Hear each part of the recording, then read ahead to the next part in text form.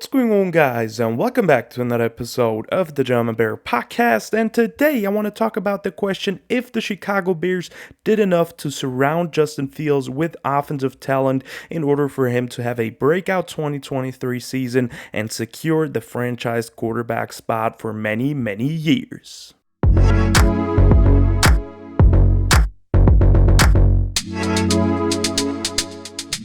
And as I said, today will be all about quarterback one Justin Fields and how the Chicago Bears added on to the roster in order to develop him as a passer, unlike in 2022 where he had a very rough situation where his skill position players were not the best in the league and the offensive line was a big struggle as well. So today we want to look at all the offensive position groups that will help Justin Fields to develop in 2023 and just how they can improve this roster overall, what they bring to this team. And most importantly, we will talk about all those off-season moves that we made through trades, the draft, as well as free agency as well, and kind of recap how the offense is looking like right now post the draft. Obviously, there will be some roster cuts and maybe a little bit more adjustments to the roster after some veterans get cut by the end of training camp as well. So we'll have to see how the roster looks at the start of the season as well. But right now, we get a good look at how the 2023 season could potentially look like on offense,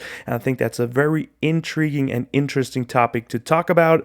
And with that being said, I want to start off with the first position group, which is probably the most important one for him if he truly wants to develop as a passer, which is for me the protection and the offensive line moving forward. And the Chicago Bears added to that in this year's offseason quite heavily with signing a A-plus offensive guard in Nate Davis, formerly known for the Tennessee Titans. Added him in free agency, gave him a multi-year contract, which was a phenomenal signing in my opinion.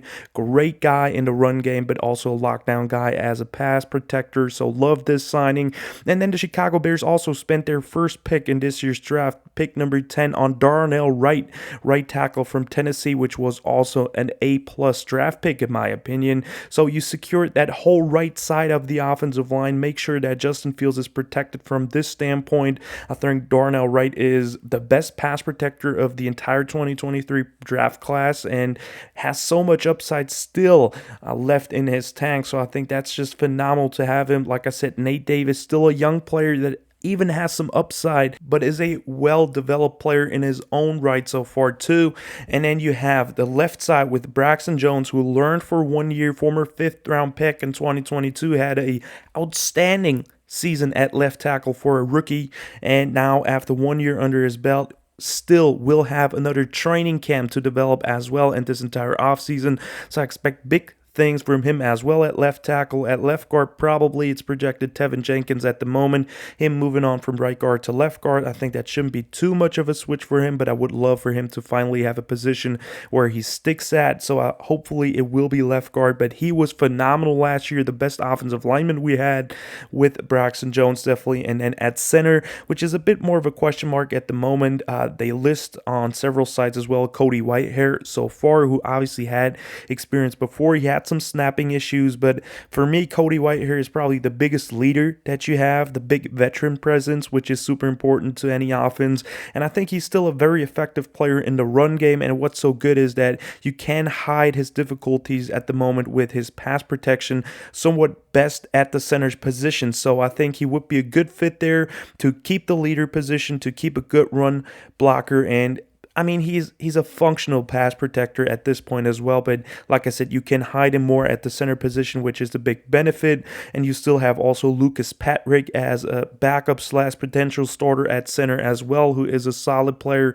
Doug Kramer is there, who could be in that competition as well, last year's 6th-round pick from Illinois, and then you also got some solid backups in Larry Borum and Alex Leatherwood as well for the tackle spots.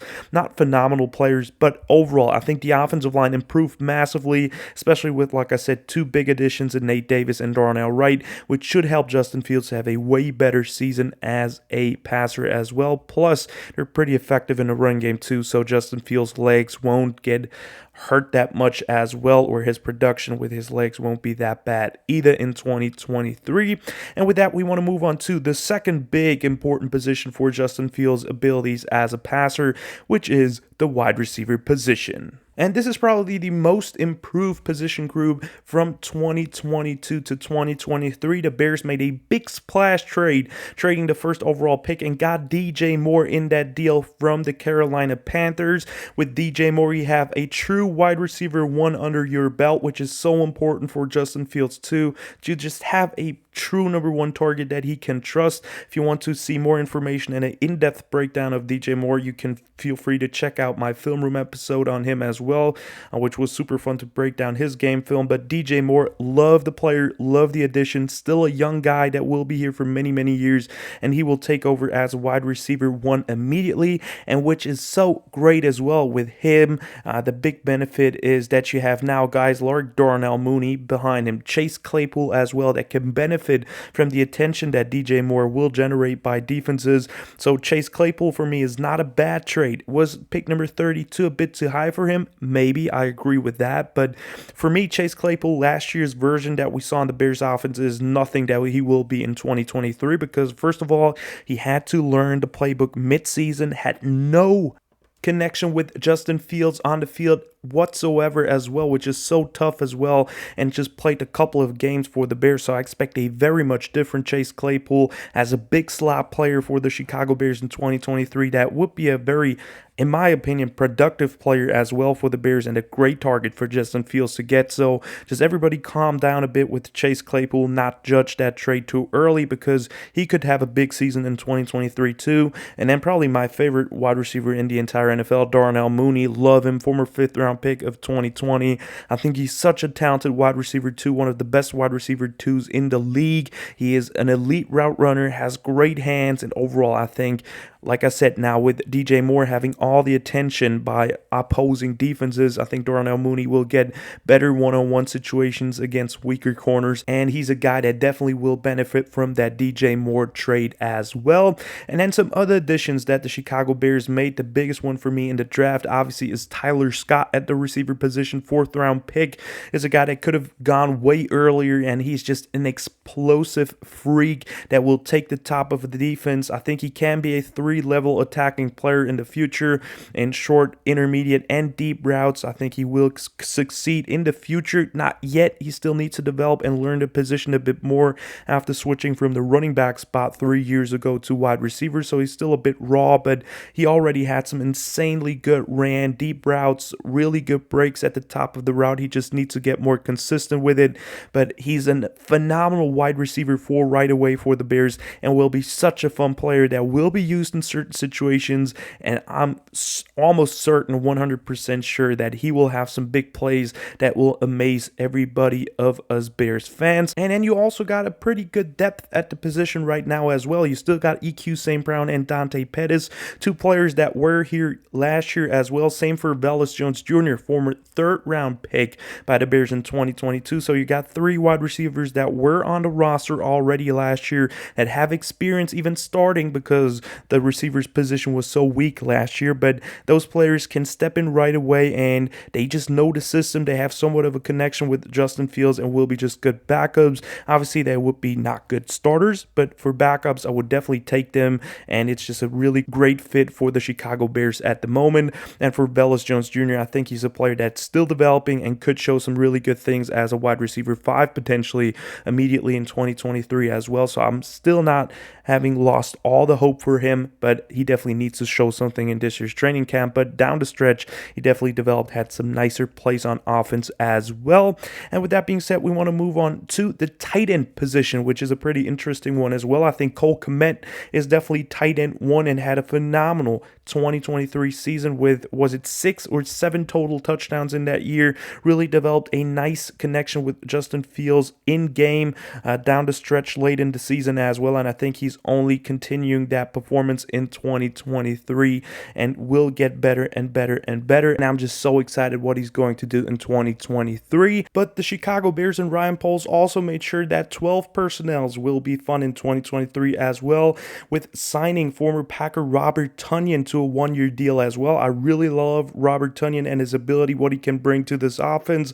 I think he's a phenomenal seam threat that Justin Fields would love to have as well. And I think Robert Tonyan just adds another dimension to the tight end room, just a really athletic freak for that position that is a really good pass catcher. Not the best run blocker, certainly, but for that we got Jake Tonjes as well, former UDFA from 2022 for the Bears. But I think in 12 personnel looks with Cole Kmet in, who is the better blocker, I think Robert Tonyan could absolutely feast on play action, taking the top of a defense just through that seam routes in between the two high safeties. And I think he's just a phenomenal receiving threat for Justin Fields as well. That is definitely an underrated option in 2023 too. And then for the last position group that we want to talk about today, the running back room, that changed drastically from 2022 as well. David Montgomery is gone now, and we added two new running backs besides Khalil Herbert, actually three new running backs besides Khalil Herbert, who was already there in 2022. We signed Deontay Foreman, former running back for the Carolina Panthers, who was super productive. We got Travis Homer, elite special teamer and great blocking back from the Seahawks, and a good receiving threat, by the way, as well in free agency. And then we added Roschon Johnson in the 4th round, which was a big, massive home run hit for me in the draft as well, from Texas. So the Chicago Bears running back room is now 4 to 5 players deep, depending on how you like Trestan Ebner, 6th round pick in 2022. But real quick for Deontay Foreman, I think he's an excellent signing as well. Very low risk, high reward type of a signing by the Chicago Bears. He's a guy that can take on many carries and be the lead back potentially for the Bears, at least at the start of the season, in my opinion. But he's a guy that will make sure that he falls forward. He's somewhat of the thunder to the lightning of Khalil Herbert. So I think he's an excellent signing as well with very little money. Also, Khalil Herbert is still a guy that is so damn explosive and is always good for a big play run for the Chicago Bears to just take off the big burden for Justin Fields and the heavy weight that he has to carry for this offense. So his big runs are always a benefit for this offense. And then Roschon Johnson, like I said, home run hit for me in the draft. He could very easily become running back 1 by the midway point of the season. He's a bruising back that will make sure that he falls forward. He doesn't shy away from contact, has really good hands out of the backfield. I think he could be an all-purpose back that can play on every single down, a 3-down back, classic 3-down back, and he's just so talented, got good juice, good explosiveness, great patience behind the line already, and the Bears got a really good blocking or run blocking offensive line as well, so he will have fun running behind that offensive line as well. But he could be the lead back, like I said, by the midway point of the season. Khalil Herbert is there for the big time runs to just be the fresh leg guy that will make sure that juice is there in the offense as well. And then Deontay Foreman could still be a goal line back or just a back that gets some carries throughout the games as well. And then you got Travis Homer and Trestan Ebner, who are